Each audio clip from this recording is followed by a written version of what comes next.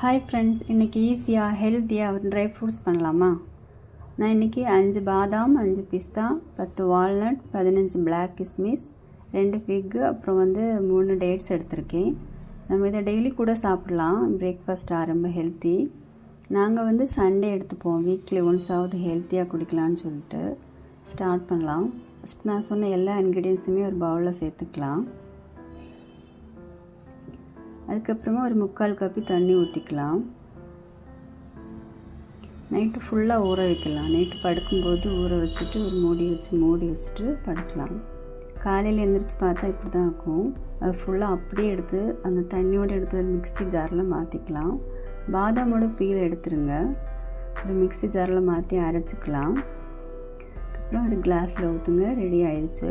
பாருங்கள், dry fruit juice எவ்வளோ ஈஸியாக ஹெல்த்தியாக ரெடி ஆயிடுச்சு. இதே மாதிரி நீங்களும் ஹெல்த்தியாக குடிங்க.